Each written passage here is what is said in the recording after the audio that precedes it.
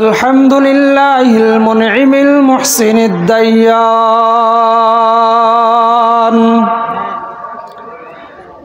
ذي الفضل والجود والإحسان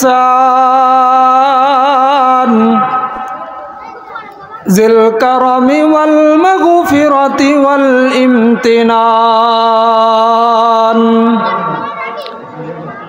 ونشهد أن لا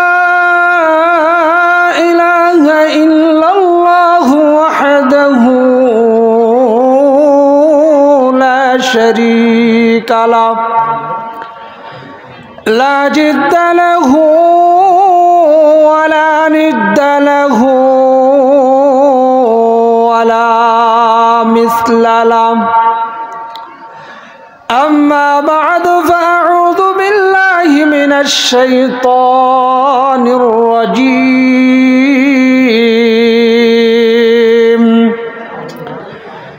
بسم الله الرحمن الرحيم.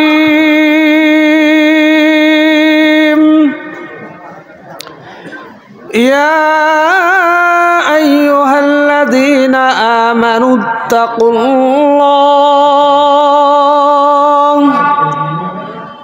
ولتنظر نفس ما قدمت لغد واتقوا الله إن الله خبير بما تعملون.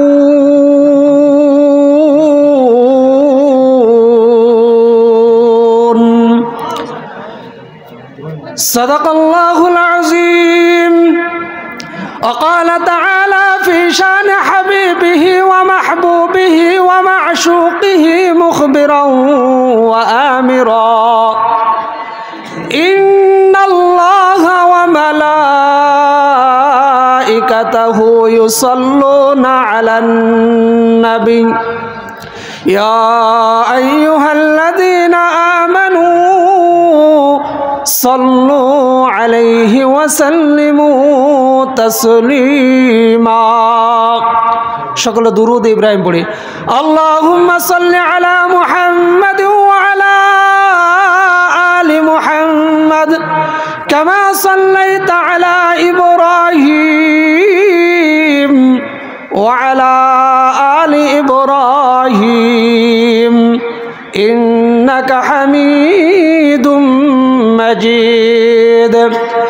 اللهم بارك على محمد وعلى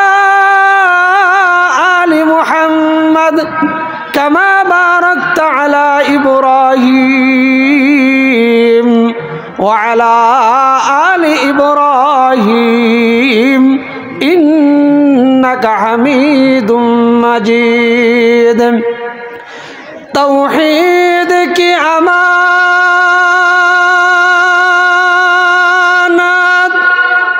سینوں میں ہے ہمارا آسان نہیں مٹانا نام و نشان ہمارا بلغ العلا بکمالہ كشف الدجى بجماله حسنت جميع خصاله صلوا عليه وآله. رب করিমের দরবারে লাখো কোটি শুকর ও সুজুদ যে মহান রব্বুল আলামিন আমাদেরকে খোর্দে বাজার হযরত আবু বকর সিদ্দিক রাদিয়াল্লাহু তাআলা আনহু হাফিজিয়া কওমি ও এতিমখানা মাদ্রাসার উদ্যোগে আজকের এই মহতি জলসায় জান্নাতের বাগিচার ভিতর আল্লাহ রাব্বুল আলামিন আমাদেরকে আসার এবং বসার মতো সুযোগ করে দিয়েছেন। এজন্য সেই রবের দরবারে কালিমাত শুকর আদায় করে সকলে বলে আলহামদুলিল্লাহ। বাড়ির থেকে গিয়ে নিষেধ করে দিচ্ছে নাকি যে আওয়াজ আস্তে করতে হবে না? না খেয়ে আসছেন? তবারক আছে? তবারক যদি থাকে তাহলে একটু জোরে আওয়াজ দেন। সকলে জোরসে বলে আলহামদুলিল্লাহ। আপনারা এই বাংলাদেশ স্বাধীন করছেন না, আজকে সেই বিজয় দিবস না? তো বিজয় দিবসে স্বাধীন বাংলায় বাংলার মুসলমানের আওয়াজকে আসতে হইতে পারে। আপনাদের কাছে আমি একটা জিনিস জিজ্ঞাসা করি, এই বাংলাদেশ স্বাধীন করার জন্য কোনো হিন্দু রক্ত দিছে? কোনো বৌদ্ধ রক্ত দিছে? কোনো ইস্কন রক্ত দিছে? যদি কোনো বৌদ্ধ, কোনো ইস্কন, কোনো হিন্দু যদি এই বাংলাদেশ স্বাধীন করার জন্য রক্ত না দিয়ে থাকে, তাহলে মুসলমানের রক্তেই যদি এই বাংলাদেশ স্বাধীন হয়, তাহলে সেই মুসলমানের দেশে, স্বাধীন দেশে বাংলার জমিনে মুসলমানের আওয়াজ আসতে হয় কেন? জোরে বলেন আসতে হবে, আরো জোরে বলেন আসতে হবে। আসতে বলার কোনো সুযোগ নাই, কারণ 30 লক্ষ শহীদের রক্তের বিনিময়ে আমার এই দেশকে স্বাধীন করা হয়েছে। সুতরাং মুসলমানের আওয়াজ আসতে হবে না, আসতে হবে? আসতে হইতে পারে না। এজন্য যখনই মুসলমানকে আওয়াজ দিতে বলা হবে, তখন আওয়াজ দিতে হবে কি? জোরে সরে। তাহলে আমি আপনাদের সামনে একটা তাকবীর দেব, আপনারা জোরে আওয়াজ দিতে পারবেন তো? লিল্লাহে তাকবীর, লিল্লাহে তাকবীর। লক্ষ কোটি দুরুদ ও সালাম মানবতার মুক্তির দূত মুহাম্মদ আরবি সাল্লাল্লাহু আলাইহি ওয়াসাল্লামের উপর সকলে বলি সাল্লাল্লাহু আলাইহি ওয়াসাল্লাম। আল্লাহ রাব্বুল আলামিন আমাদেরকে এই দুনিয়াতে পাঠাইছে অনর্থক না কোনো কাজের জন্য। আল্লাহ রাব্বুল আলামিন সূরা মুমিনুনে বলতেছেন, আফাহাসিবতুম আন্নামা খালাকনাকুম আবাস أنما خلقناكم عبثا وأنكم إلينا لا ترجعون।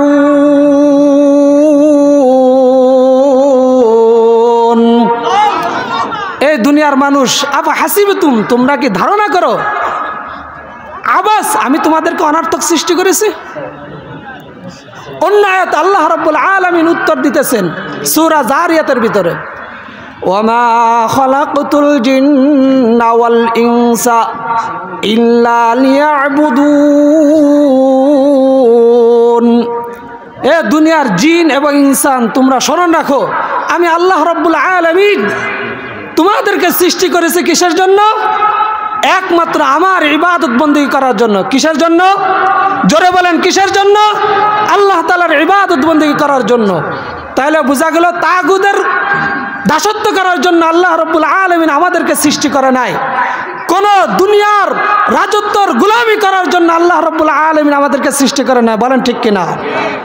এরপর আল্লাহ তাআলাকে প্রশ্ন করে, মালিক আপনি তো আমাদেরকে ইবাদত বন্দেগী করার জন্য সৃষ্টি করেছেন, কতদিন ইবাদত বন্দেগী করব? কোনো মেয়াদ বলছে যে প্রতি শুক্রবারে জুম্মার নামাজ পড়লে আমার ইবাদত বন্দেগী শেষ? না বছরে 2টা ঈদের নামাজ পড়লে আমার ইবাদত বন্দেগী শেষ? আল্লাহ রাব্বুল আলামিন সূরা হুজরাতের ভিতর বলতেছেন, ওয়া'বুদ রাব্বাকা হাত্তা ইয়াতিয়াকাল ইয়াকিন। মৃত্যু পর্যন্ত কি করতে হবে? ইবাদত বন্দেগী করতে হবে। এখানে কি আল্লাহ তাআলা বলছে শুধু নামাজ পড়ার কথা, শুধু রোজার কথা বলছে, শুধু যাকাতের কথা বলছে? নামাজ পড়লাম না, রোজা রাখলাম না, মাহফিলে যাই হুজুরদের একটু ওয়াজ শুনে চলে আসবো, আর কোনো ইবাদত বন্দেগী করা লাগবে না, এমন কোনো কথা বলছে? এমন কত কথা বলে নাই। তাহলে বোঝা গেল এই দুনিয়ার থেকে আমাদেরকে চলে যাইতেই হবে, কারণ আল্লাহ তাআলা মৃত্যু পর্যন্ত বলছে আমাদের ইবাদত বন্দেগী করার কথা। এজন্য অত্র এলাকায় এখনো যারা দুনিয়া থেকে চলে যাবেন তাদেরকে বলবো, যারা যাবেন না তাদেরকে আমি বলবো না। তাহলে বোঝা গেলে এই খোর্দা এলাকার মানে সবাই বেঁচে থাকবে আজীবন। বেঁচে থাকবে সবাই? সবাই বেঁচে থাকবে না। এজন্য যারা দুনিয়ার থেকে বিদায় নেওয়ার চিন্তা ভাবনা আছে তাদেরকে বলবো অতি দ্রুত মাহফিলে প্যান্ডেলের ভিতর চলে আসুক। আমরা তাদের জন্য দোয়া করি আল্লাহ রাব্বুল আলামিন তাদেরকে দ্রুত মাহফিলের ভিতরে আসার তৌফিক দান করে। সকলে বলে আমিন। আমি আপনাদের সম্মুখে সূরা হাশরের 18 নম্বর আয়াত তেলাওয়াত করেছি। এই আয়াতকে সামনে রেখে স্বল্প সময়ে যতটুকু পারি আলোচনা করার চেষ্টা করব। আমা তৌফিকি ইল্লা বিল্লাহ। আল্লাহ রাব্বুল আলামিন বলেন, ইয়া আইয়ুহাল্লাযীনা আমানুত্তাকুল্লাহ ওয়াল তানজুর নাফসুম মা কদ্দামাত লিগাদিন ওয়াত্তাকুল্লাহ ইন্নাল্লাহা খাবীরুম বিমা তা'মালুন। আল্লাহ রাব্বুল আলামিন বলতেছেন, ইয়া আইয়ুহাল্লাযীনা আমানু, হে ঈমানদারেরা। আল্লাহ রাব্বুল আলামিন এখানে কিন্তু ইয়া আইয়ুহান নাস বলে নাই। আল্লাহ রাব্বুল আলামিন বলছেন ইয়া আইয়ুহাল্লাযীনা আমানু, হে ঈমানদারেরা ভালো করে শুনে রাখো, ইত্তাকুল্লাহ, তোমরা একমাত্র আমি আল্লাহ তাআলাকে ভয় করো। কাকে ভয় করার কথা বলছে? কাকে ভয় করার কথা বলছে? আল্লাহ তাআলাকে ভয় করার আল্লাহ তাআলাকে ভয় করার কথা বলছে। কাদেরকে বলছে? ইয়া আইয়ুহাল্লাযীনা আমানু, যারা ঈমান এনেছে তাদেরকে আল্লাহ রাব্বুল আলামিন বলতেছে তোমরা আল্লাহ তাআলাকে ভয় করো। আল্লাহ রাব্বুল আলামিন অপর আয়াতে বলতেছেন ঈমানদার কারা? ওয়াল্লাযীনা আমানু আশাদ্দু হুব্বাল লিল্লাহ, যারা ঈমানদার তাদের অন্তরে একমাত্র আল্লাহ তাআলারই ভালোবাসা থাকবে। কার ভালোবাসা? আরো জোরে বলেন, কার ভালোবাসা? একমাত্র আল্লাহ তাআলারই ভালোবাসা থাকবে। সুতরাং বোঝা গেল স্ত্রীর ভালোবাসা যদি তার অন্তরে থাকে তাহলে সে প্রকৃত ঈমানদার হইতে পারে না। যার অন্তরে সন্তানের ভালোবাসা থাকে গো, সে প্রকৃত ঈমানদার হইতে পারে না।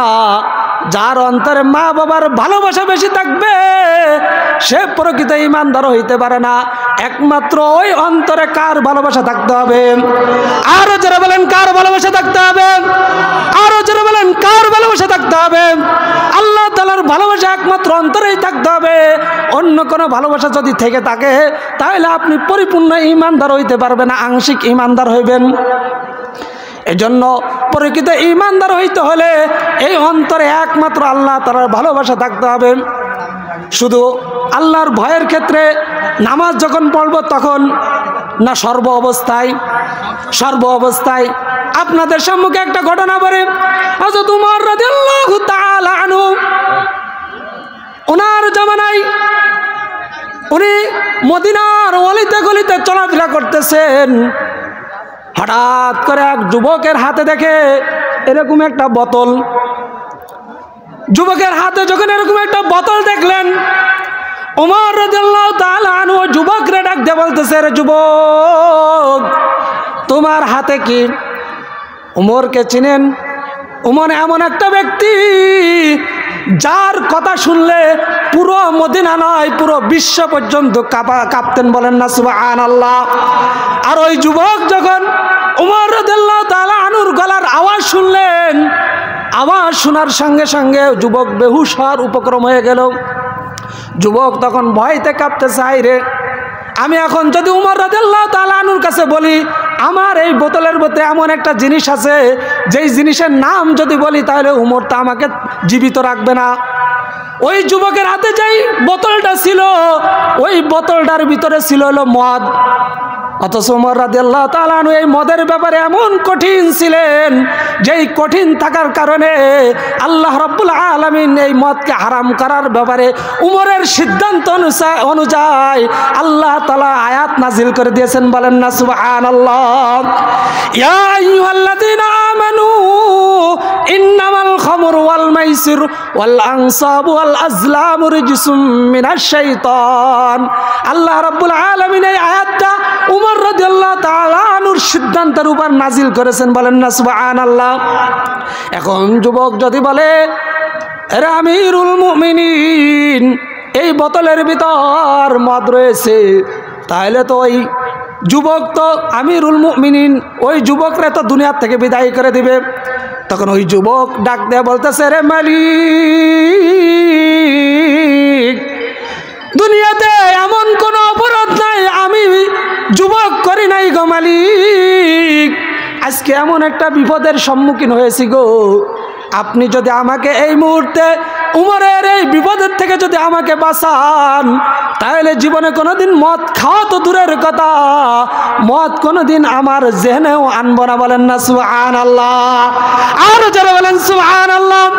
যুবক এই কথা বলতে দেরি ওই মালিক যুবকের কথা কবুল করতে দেরি করেন নাই। বলেন না সুবহানাল্লাহ। ওই যুবক যেই সময় আল্লাহ তাআলাকে ডাক দিয়েছিলেন ওই আল্লাহ তাআলা যখন ছিলেন ওই আল্লাহ তাআলা কি এখন আছেন? আপনাদের ভিতর সন্দেহ হয়? তাই তো মনে হচ্ছে এতগুলো মানুষের আওয়াজ এত আসতে কেন? ওই আল্লাহ তাআলা কি আছে? আরো জোরে বলেন আছে। তাইলে বলবেন হুজুর ওই আল্লাহ তাআলা যদি থেকেই থাকে তাহলে আমাদের উপর এত অত্যাচার হয়, এত জুলুম হয়, এত নির্যাতন হয়, হুজুররা প্রতি ময়দানে এত তীব্র গরম হয়, গরমের সময় হুজুররা ইস্তেখারা নামাজ পড়ে আল্লাহ তাআলার কাছে দোয়া করে, দোয়া কবুল হয় না কেন? প্রশ্ন আসে না? আসে কিনা? অনেক মুমিন বান্দা আল্লাহ তাআলার কুদরতি পায়ে সেজদা দিতে দিতে কপালটা কালো করে ফেলেছে, তারপরেও কি হয় না?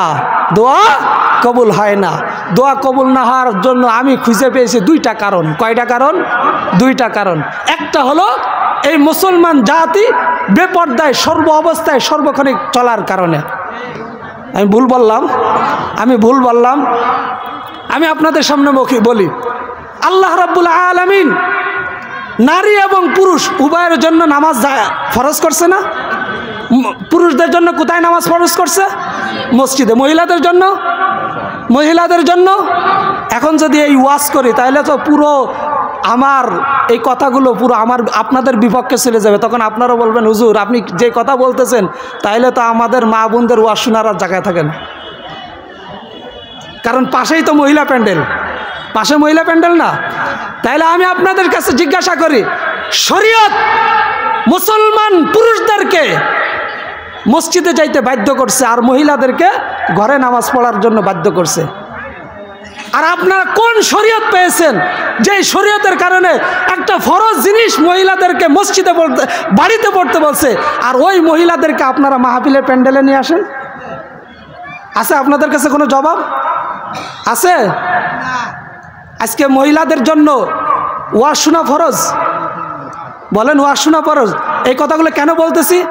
প্রত্যেকটা মাহফিলে দেখি, প্রত্যেকটা এই কোরআনের জলসায় দেখি যেই পরিমাণ গুনাহ হয় এই পরিমাণ কোনো গান বাজনাই হয় না। বলেন ঠিক কিনা? কারণ প্রতিটা যুবতী মহিলা এই মাহফিলের কথা বলে প্রেম করার জন্য, পুরুষের সাথে দেখা করার জন্য বাড়ির থেকে বের হয়ে যায়। বলেন ঠিক কিনা? যার কারণ যেই পরিমাণ গুনাহ হয় একটা গানের মঞ্চ ওই পরিমাণ গুনাহ হয় না। এটা আমরা দেখে বলতেছি। কারণ গতকালকে টাঙ্গাইল মাহফিল করছে, এর আগের দিন কুয়াকাটা মাহফিল করে তারপরে আপনাদের এখানে আসছে। বলবেন হুজুর আপনি মানে বানায় বলতে, একটা কথাও বানায় বলি না। গতকালকে টাঙ্গাইল মাহফিলে পুরুষরা হয়েছে 100 জন, মহিলা মিনিমাম 1000-এর উপরে হয়েছে। অথচ ওই সমস্ত মহিলাদেরকে যদি জিজ্ঞাসা করা হয় অনেকে নামাজই পড়ে নাই, কিন্তু মাহফিল শোনার জন্য চলে আসছে। এমনকি আমাদেরকে যে বাড়িতে নিয়ে যাচ্ছিল, ওই বাড়িতে যাওয়ার পথে একটা বাগান ছিল, ওই বাগানে একটা যুবতী মেয়ে, একটা যুবক ছেলে কথা বলতেছে। এজন্য আজকের এই ওয়াজ। তাহলে কোন শরীয়ত নিয়ে তারা ওই বাগানে কথা বলতেছে? ওইখানে তারা কি ইবাদত বন্দেগী করতেছে? নফল ইবাদত না নামাজ পড়তেছে? এজন্য আমাদের শরীয়তটাকে আমরা এমন জায়গায় নিয়ে আসছি যেই কারণে আজকে গুনার ছয়লা প্রত্যেকটা জায়গায় চলতেছে। ঘরে কোন বাইরে কোন সব জায়গায় বেপরদা হওয়ার কারণে, এই গুনাহ জারি হওয়ার কারণে আজকে হুজুররাও দোয়া করে, যে দোয়া কি হয় না? কবুল হয় না। 2 নম্বর, আমাদের প্রত্যেকটা ঘরে ঘরে সুদ ঢুকে গেছে। কি ঢুকছে? আপনি গরিব কোন, বড় লোক কোন, ধনী কোন, সবার হাতে সুদ ঢুকে গেছে। আজকে একজন গরিবের কথা বলেন, সে একটা ভ্যান কিনছে, হঠাৎ ভ্যানটা নষ্ট হয়ে গেছে, তার আর উপায় নাই, সাথে সাথে কি করে? ব্যারাক থেকে কি লোন নেয় না? আশা থেকে লোন নেয় না? এই লোনটা হালাল না হারাম? এই গরিবের বাড়িতে যখন আপনি খাবার খাবেন, আপনার খাবার হালাল না হারাম? ওই গরিবের বাড়িতে ইমাম সাহেবের একদিনের খাবার আছে কিনা? আমি ভুল বলতেছি? যদি ভুল বলে থাকে আপনি আমাকে ধরাই দিবেন। আজকে ওই ইমাম সাহেব যখন ওই গরিবের বাড়ি থেকে ওই খাবার খেয়ে দোয়া যখন করবে, দোয়া কবুল হবে? এজন্য 2টা গুনাহ আমাদের প্রত্যেকটা জায়গায় ছেড়ে যাওয়ার কারণে আজকে হুজুর বলেন, মুজুর বলেন, যেই দোয়া করেন দোয়া কি হয় না? কবুল হয় না। দোয়া কবুল হয় না। এজন্য আমাদেরকে এই 2টা গুনাহ থেকে বাঁচতে হবে। যদি আমরা এই 2টা গুনাহ থেকে বাঁচি তাহলে দেখবেন আল্লাহ রাব্বুল আলামিন ওই জামানায় যেভাবে ওই যুবক যখন দোয়া করছিল, আল্লাহ রাব্বুল আলামিন তার দোয়া যেভাবে কবুল করে নিয়েছে, আবার আপনার দোয়া ওইভাবে কবুল করে নেবেন। বলেন আমিন। তা যেই কথা বলতেছিলাম, ওই যুবক যখন মালিকরে ডাক দিয়ে বললেন, আরে মালিক, আজকে যদি আপনি আমাকে উমরের কাছ থেকে বাঁচান তাহলে আমি এমনভাবে তওবা করব, জীবনে কোনোদিন মদ খাওয়া তো দূরের কথা, আর কোনোদিন আমি মদে আমার কল্পনাতেও আনব না। এই কথা বলার সঙ্গে সঙ্গে আল্লাহ রাব্বুল আলামিন যুবকের কথাগুলো কবুল করে নিলেন। নেওয়ার পরে ডাক দিয়ে বলতেছেন, আরে আমিরুল মুমিনিন, আপনি যে বোতলটা দেখতেছেন এই বোতলটা হলো আমার হাতে, যে বোতলটা দেখতেছেন এই বোতলটা হলো শরবতের বোতল। কিসের বোতল? আসলে কি এটা শরবত ছিল? এটা কি ছিল? মদ ছিল। এটা কি ছিল? মদ ছিল। যখনই ওই যুবক বলছে শরবত, তখন উমর রাদিয়াল্লাহু তাআলা আনহু কি করছে? হাতে নিয়ে দেখে যে আসে বাস্তবে এটা শরবত। বলেন না সুবহানাল্লাহ, আরো জোরে বলেন সুবহানাল্লাহ। এই জন্য ঈমানদার যখন প্রত্যেকটা কাজ, প্রত্যেকটা অবস্থায় তার অন্তরে মালিকের বিশ্বাস ঢুকায় নিবে, তখন আল্লাহ রাব্বুল আলামিন ওই মুমিন বান্দাকে প্রত্যেকটা জায়গায়, প্রত্যেকটা অবস্থায় আল্লাহ রাব্বুল আলামিন তাকে সাহায্য করবেন। বলেন না সুবহানাল্লাহ। আল্লাহর নবীর সাহাবী হযরত সালাবাতুল আনসারী রাদিয়াল্লাহু তাআলা আনহু এমন একটা অন্যায় করেছিলেন, অন্যায় করার সঙ্গে সঙ্গে যখন অন্তরে মালিকের ভয় ঢুকাই নিয়েছেন গো, আল্লাহ রাব্বুল আলামিন এমনভাবে তার তওবাকে কবুল করেছে, দুনিয়াতে থাকা অবস্থায় আল্লাহ রাব্বুল আলামিন তাকে জান্নাতের সার্টিফিকেট দিয়ে দিয়েছেন। বলেন না সুবহানাল্লাহ। আল্লাহর নবীর এই সাহাবী সালাবাতুল আনসারী রাদিয়াল্লাহু তাআলা আনহু তাবুকের যুদ্ধে বিশ্বনবী রাহমাতুল লিল আলামিন সবাইকে নিয়ে যখন যুদ্ধের ময়দানে চলে যাবেন, প্রত্যেকটা এলাকায় বেগুনা মাসুম বাচ্চারা আছে, অনেক বয়স্ক লোক আছে, মহিলা পুরুষ আছে, এদেরকে দেখাশোনা করার জন্য একটা বিবেকবান লোক দরকার। আল্লাহ রাসূল সাল্লাল্লাহু আলাইহি ওয়াসাল্লাম প্রত্যেকটা মহল্লায় এমন একজন পুরুষের দায়িত্ব দিয়ে আল্লাহ রাসূল যুদ্ধের ময়দানে চলে গেলেন। এর ভিতরে সালাবাতুল আনসারী রাদিয়াল্লাহু তাআলা আনহু তাকেও একটা মহল্লার দায়িত্ব দেওয়া হলো। ওই মহল্লার ভিতরে বসবাস করতেন আব্দুর রহমান ইবনে সাঈদ রাদিয়াল্লাহু তাআলা আনহু। আব্দুর রহমানের স্ত্রী অনেক সুন্দরী ছিল। এই সুন্দরীর খবর মক্কার মহল্লার সবাই জানতো, মদিনার সবাই জানতো। আল্লাহর রাসূল যখন সকল সাহাবীদেরকে নিয়ে যুদ্ধের ময়দানে চলে গেলেন, যাওয়ার পরে শয়তান সালাবাতুল আনসারী রাদিয়াল্লাহু তাআলা আনহুকে বলতেছেন, রে সালাবা, আব্দুর রহমানের স্ত্রী অনেক সুন্দরী একজন মহিলা, এই মুহূর্তে মদিনায় তো কোনো শক্তিশালী পুরুষ মানুষ নাই, তোমার যে মনের আশা আছে গো, তুমি এই মুহূর্তে তোমার মনের আশাটা তুমি পূরণ করতে পারবা। এইভাবে যখন শয়তান সালাবাতুল আনসারী রাদিয়াল্লাহু তাআলা আনহুকে বারবার যখন ধোঁকা দিচ্ছিলেন, ওয়াসওয়াসা দিচ্ছিলেন, তখন সালাবাতুল আনসারী রাদিয়াল্লাহু তাআলা আনহু শয়তানের ধোঁকায় পড়ে পর্দার ভিতরে চলে গেলেন, ঘরের ভিতরে চলে গেলেন। যার পরে আব্দুর রহমানের স্ত্রীর হাত ধরলেন। হাত ধরার সঙ্গে সঙ্গে আব্দুর রহমানের স্ত্রী বুঝে বলছে, সালাবা যেই আশা নিয়ে, যে আকাঙ্ক্ষা নিয়ে আমার হাত ধরেছে, তার তো উদ্দেশ্য ভালো হবে না। আমাদের সমাজে যদি এরকম গোপন অবস্থায় কোনো পুরুষ মানুষ যদি কোনো মহিলার হাত ধরে গো, তখন ওই মহিলাও বলবে, আসো আমাদের বাড়িতে তো কোনো পুরুষ মানুষ নাই, কোনো গার্জিয়ান নাই, আসো দ্রুত আমাদের দুইজনের মনের আশা পূরণ করে নিই। বলেন ঠিক কিনা? কিন্তু আব্দুর রহমানের স্ত্রী ডাক দিয়ে বলতেছে, এরে সালাবা, তুমি যে উদ্দেশ্য নিয়ে আমার হাত ধরেছো, তোমার উদ্দেশ্য তো বেশি একটা ভালো না।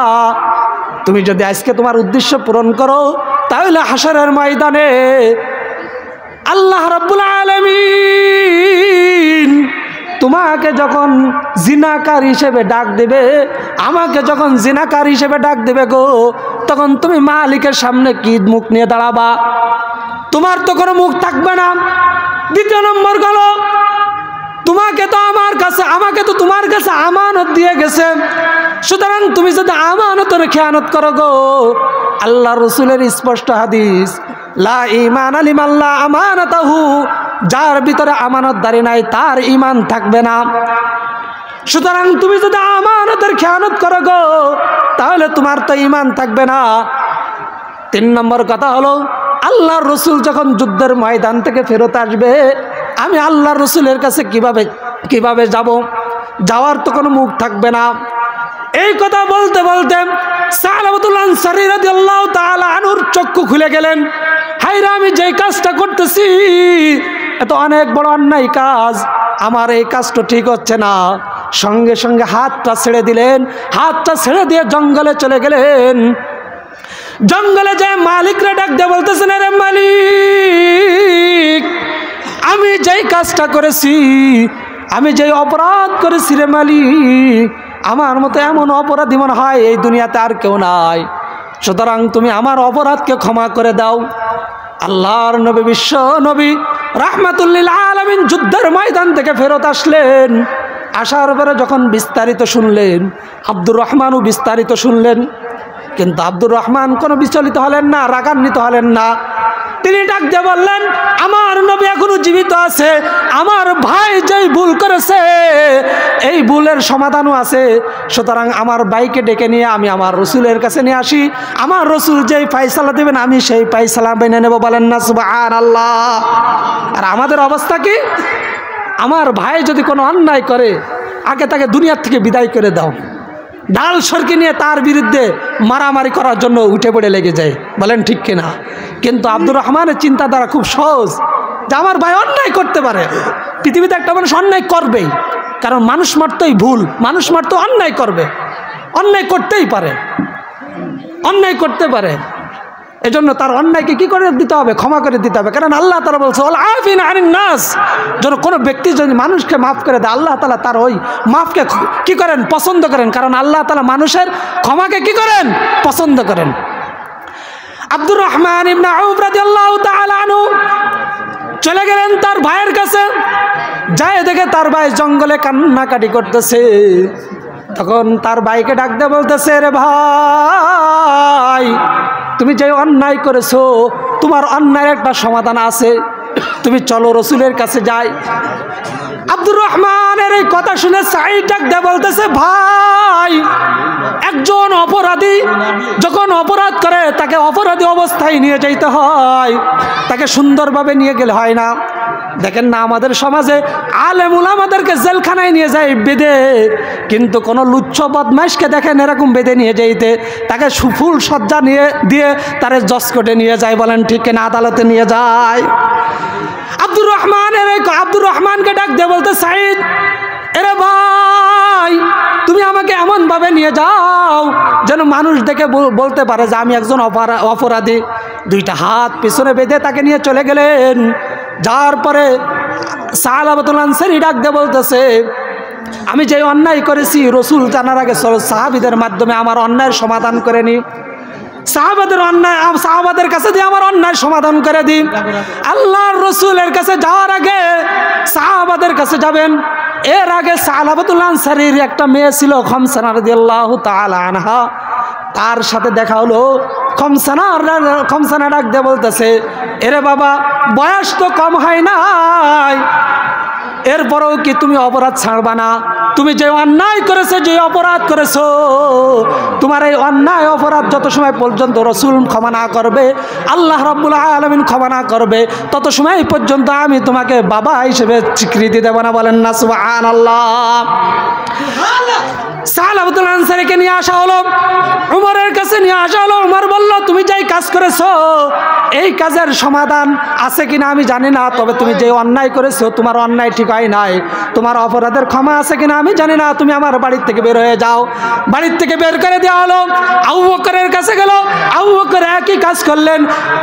এরপরে রসুলের কাছে গেলেন, রসুল একই কাজ করলেন, বের করে দিলেন। বললাম, আমি তোমাকে আমানত দিয়েছি, তুমি আমানতের খেয়ানত করছো গো, সুতরাং তোমার আমার এই ক্ষমা আছে কিনা আমি জানি না, তুমি আমার বাড়ির থেকে বের হয়ে যাও। বাড়ির থেকে যখন বের হয়ে গেল, যাওয়ার পরে খমসানা আবার ডাক দিয়ে বলতেছে, এরে বাবা, ঘুরে দেখেছি আবু বকর তোমাকে বিদায় করে দিয়েছে, ওমর তোমাকে বিদায় করে দিয়েছে, এমনকি রসুল তোমাকে বিদায় করে দিয়েছে। যত সময় পর্যন্ত তারা তোমার উপর খুশি না হবে তত সময় পর্যন্ত আমি খমসানা তোমাকে বাবা হিসেবে স্বীকার করে নেব না। বলেন না সুবহানাল্লাহ। এই কথা কে বলতেছে? মেয়ে বলতেছে। যদি ওইরকম একটা মেয়ে আমার আপনার ঘরে থাকতো, তাহলে কোনো বাবা দাড়ি পাকনাওয়ালা কোনো বাবা টিভির সামনে বসে টিভি দেখতে পারতো না, বলেন না ঠিক কিনা? কোনো দাড়ি পাকনাওয়ালা কোনো মুরব্বী হাতে সিগারেট নিয়ে রাস্তায় ঘুরতে পারতো না, বলেন ঠিক কিনা? কোনো বাবা নামাজের টাইম আজান হয়ে গেলে ঘরে বসে থাকতে পারতো না, বলেন ঠিক কিনা? এজন্য এরকম মেয়ে দরকার আছে কিনা? আছে কিনা? এর জন্য দোয়া করতে হবে কার কাছে? মালিকের কাছে। অনেক লম্বা ঘটনা, আমি সংক্ষেপে করতেছি, আমার সময় শেষ হয়ে যাচ্ছে। সালাবাতুল আনসারী চলে গেলেন সে আবার জঙ্গলের ভিতরে। জঙ্গলে যাওয়ার পরে মালিক রে ডাকতেছে, রে মালিক তাকায়া দেখো, গভীর রজনীতে সবাই সন্তান তার মার কোলে কি সুন্দর ঘুমায় রয়েছে, পাখিদের কোন কোন আওয়াজ বন্ধ হয়ে গেছে। তাকায়া দেখো প্রত্যেকটা জায়গায় আওয়াজ নীরব হয়ে গেছে, কিন্তু আমি সালাবা, আমি অপরাধী, অপরাধ করতে করতে এমন একটা জায়গায় চলে আসি গো, আমার মেয়ে পর্যন্ত আমাকে বাবা ডাকতে রাজি না, সুতরাং তুমি আমাকে ক্ষমা করে দাও। আল্লাহ রাব্বুল আলামিন সালাবার তওবা কবুল করে নিলেন, বলেন না সুবহানাল্লাহ। আল্লাহ রাব্বুল আলামিন জিবরাইলকে পাঠালেন, এ জিবরাইল যাও দ্রুত, এ জিবরাইল যাও দ্রুত, আমার সালাবাকে আমি মাফ করে দিয়েছি, আমার সালাবার খবর আমার নবীর কাছে পৌঁছা দাও। নবীর কাছে পৌঁছাই দেওয়া হলো। নবীকে এসে বলতেছে, ওগো পয়গম্বর, এই পৃথিবীর মালিক আপনি না আল্লাহ তাআলা? আল্লাহর নবী বিশ্ব নবী রাহমাতুল লিল আলামিন ডাক দিয়ে বলতেছেন, এই পৃথিবীর মালিক হলো আল্লাহ তাআলা। এই পৃথিবীর মালিককে আর জলে বলেন, এই পৃথিবীর মালিককে আল্লাহ রাব্বুল আলামিন। যদি আল্লাহ তাআলা এই পৃথিবীর মালিক হয়ে থাকে গো, তাহলে আল্লাহ তাআলা সালাবার জীবনের সমস্ত গুনাহ গাতা মাফ করে দিয়েছে, বলেন না সুবহানাল্লাহ। আল্লাহর রাসূল পরের দিন ঘোষণা দিলেন, যাও সাহাবাকে খুঁজে নিয়ে আসো। আবু বকরকে দায়িত্ব দেওয়া হলো, ওমরকে দায়িত্ব দেওয়া হলো। সালমান ফার্সি ডাক দিয়ে বলতেছেন, ওগো নবী, আমি বয়স্ক সাহাবী, আপনি যদি তাদের সাথে আমাকে দেন গো, আমার কথা সাহাবা ফেলতে পারবে না, সাহাবা আমার কথা শুনবে। 60 জনের একটা কাফেলা গিয়া সাহাবাকে খুঁজে নিয়ে আসলেন। নিয়ে আসার পরে সাহাবাকে যখন মদিনায় আনলেন, তখন ফজরের নামাজ শুরু হয়ে গেল। আল্লাহর নবী বিশ্ব নবী রাহমাতুল লিল আলামিন নামাজে দাঁড়ায় গেলেন, সূরা ফাতিহা শেষ করে ফেললেন। আল্লাহর রাসূল সূরা তাকাসুর ধরলেন, আলহাকুমুত তাকাসুর। হঠাৎ এই আয়াত পড়ার সঙ্গে সঙ্গে পিছন থেকে বিকট একটা আওয়াজ শোনা গেল। আল্লাহর রাসূল সহ সবাই কাঁপতে শুরু করে দিলেন। হায় রে, এমন আওয়াজ তো জীবনে কখনো শুনি নাই। এরপর আল্লাহর নবী আত্তা জুরুতুমুল মাকাবির যখন বলল, আবার একটা বিকট আওয়াজ হলো। আল্লাহর রাসূল দ্রুত নামাজ শেষ করলেন। নামাজ শেষ করার পরে পিছনে তাকায় দেখে সাহাবাতুল আনসারী রাদিয়াল্লাহু তাআলা আনহু পড়ে গড়াগড়ি করতেছেন। তখন ডাক্তার একজনে ছিলেন, হযরত সালমান ফার্সি রাদিয়াল্লাহু তাআলা আনহু, উনি বয়স্ক সাহাবী ছিলেন, উনিই ছিলেন ডাক্তার। ওনাকে বলা হলো, আপনি একটু পরীক্ষা করেন, পরীক্ষা করে দেখেন আমার সাহাবা জীবিত আছে না দুনিয়ার থেকে বিদায় হয়ে গেছে। পরীক্ষা নিরীক্ষা করার পরে দেখে সাহাবাতুল আনসারী রাদিয়াল্লাহু তাআলা আনহু দুনিয়ার থেকে বিদায় হয়ে গেছে। আল্লাহর রাসূল কান্নাকাটি করতেছেন, সাহাবারাও কান্নাকাটি করতেছেন গো। ওই যে মনে আছে ওনার মেয়ে খমসানা, ওই খমসানা এসে বলতেছে, এরে বাবা, তুমি তো আবু বকরকে খুশি করলে, উমরকে খুশি করলে, রসুলকেও খুশি করে ফেললে গো। এমনকি আহকামুল হাকিমিন আল্লাহ তাআলাকেও খুশি করলে, কিন্তু আমি সন্তান হয়ে তুমি বাবাকে তো খুশি করতে পারলাম না। তুমি তা বিদায় নিয়ে গেলে, আমি তো তোমাকে একটা বার বাবা হিসেবে ডাকতে পারলাম না। যখন খমসানা এমন কান্নাকাটি করতেছিলেন, পয়গম্বর ডাক দিয়ে বলতেছেন, এরে খমসানা, এমনি তো তোমার বাবা দুনিয়ার থেকে বিদায় নিয়ে গেছে, সেই যন্ত্রণায় আমি শেষ হয়ে যাচ্ছি। আবার তুমি যদি কান্নাকাটি করো, আমি তো যন্ত্রণা সহ্য করতে পারবো না, তুমি কান্নাকাটি বন্ধ করে দাও। দ্রুত বলা হলো, তাকে দাফন কাফনের ব্যবস্থা করা হলো। দাফন কাফনের ব্যবস্থা করার পরে কবরে যখন নিয়ে যাওয়া হলো, কবরে নিয়ে যাওয়ার পরে আল্লাহ রসুল ডাক দিয়ে বলতেছেন, কবরে যারা নামছে তোমরা সবাই উঠে আসো। সবাই উঠে আসছেন। আল্লাহর রসুল কবরে নামলেন। নামার পরে বলতেছেন, আমার সাহাবাকে আমার কোলে দিয়ে দাও। আল্লাহর রসুলের কোলে যখন সাহাবাকে দেওয়া হয়েছে, তখন আল্লাহর রসুল ডাক দিয়ে বলতেছে, রে মালিক, আমি তো আমার সাহাবার উপর খুশি হয়ে গেছি, তুমিও আমার সাহাবার উপর খুশি হয়ে যাও। বলেন না সুবহানাল্লাহ। এইভাবে যখন বলতেছিলেন, সাদ ইবনে আবি ওয়াক্কাস অসংখ্য অগণিত সাহাবী ছোট বাচ্চার মতো মাটিতে পড়ে গড়াগড়ি করতেছে আর বলতেছে, এইখানে যদি সাহাবার লাশ না হইতো, আমার লাশ হইতো গো, তাহলে তো আমি কি হয়ে যাইতাম, সবচাইতে বড় ভাগ্যবান হয়ে যাইতাম। আল্লাহ রসুল এই কথা বলে কবর রেখে দিলেন। এর আগে আল্লাহ রসুল কবরে আসার আগ মুহূর্তে এমনভাবে হাঁটতেছে, উকি দিয়ে হাঁটতেছে। উকি বুঝেন আর কি, এরকম পা উঁচু করে হাঁটতেছে। আল্লাহ রসুলকে জিজ্ঞাসা করলো, রসুল আপনি কেন এইভাবে উকি দিয়ে হাঁটতেছেন? তখন রসুল বললেন, সাহাবার জানা যায় এই পরিমাণ ফেরেশতা আসছে, আমি যে আমার পাওটা সুন্দরভাবে ফেলবো সেই জায়গাটুকু নাই। বলেন না সুবহানাল্লাহ। এটা কিসের কারণে হয়েছে? অন্যায় করছে। কি অন্যায় করছে? একটা বেগানা নারীর হাত ধরছে মাত্র। আর আমরা তো অসংখ্য অগণিত গুনাহ করতেছি, অসংখ্য অগণিত গুনাহ করতেছি। আমার আপনার ভিতর একবারের মতো এরকম আফসোস হয় না, হায় হায় আমি কি করতেছি, আমার হিসাব কিতাব কি হবে, আমার কবর কি হবে, আমার হাসর নাসর কি হবে? এজন্য আমি যে আয়াত তেলাওয়াত করেছি, আল্লাহ রাব্বুল আলামিন ঈমানদারকে ডাক দিয়ে বলতেছেন, ইয়া আইয়ুহাল্লাযীনা আমানুত্তাকুল্লাহ, হে ঈমানদারেরা তোমরা আল্লাহ তাআলাকে ভয় করো। দেখেন আমি আপনাদেরকে বলি, আল্লাহ তাআলা যত জায়গায় ইয়া আইয়ুহান নাস বলছে, প্রত্যেকটা জায়গায় জাহান্নামের কথা বলছে, ধমক দিয়ে বলছে। কিন্তু আল্লাহ রাব্বুল আলামিন ইয়া আইয়ুহাল্লাযীনা আমানু যত জায়গায় বলছে, আল্লাহ তাআলা মায়ার সুরে বলতেছে, আদর করে বলতেছে, এরা আমার ঈমানদার বান্দারা তোমরা আমাকে ভয় করো। ভয় করার পরে আল্লাহ তাআলা বলতেছে, ওয়াল তানজুরু নাফসুম মা কদ্দামাত লিগাদিন ওয়াত্তাকুল্লাহ, তোমরা এমন একটা কাজ করো, আগামী দিনের জন্য তোমরা কি করো, সম্পদ পাঠাও। কি পাঠাইতে বলছে? সম্পদ। কিসের সম্পদ? টাকা পয়সা, ব্যাংক ব্যালেন্স, তাই জায়গা জমি না, নামাজ, রোজা, হজ, যাকাত, আল্লাহ তাআলার ইবাদত বন্দেগী বলতেছে পাঠানোর জন্য। এগুলো পাঠাইলে আল্লাহর লাভ না আপনার লাভ? কার লাভ? আমাদের লাভ। তো এই লাভ করতে কে কে রাজি আছেন? নারায়ে তাকবীর। আল্লাহ রাব্বুল আলামিন আমাদেরকে ঈমানের সাথে আল্লাহ তাআলাকে ভয় করে আগামী দিনের জন্য, অর্থাৎ হাশরের ময়দানের জন্য, জান্নাতের জন্য কিছু জোগাড় করে দুনিয়া থেকে যাওয়ার তৌফিক দান করে। সকলে বলে আমিন। যেই কথাগুলো বলছি আল্লাহ রাব্বুল আলামিন সর্বপ্রথম আমাকে আমল করার তৌফিক দান করুক, এরপর আমরা যারা শুনছি আমাদেরকে আমল করার তৌফিক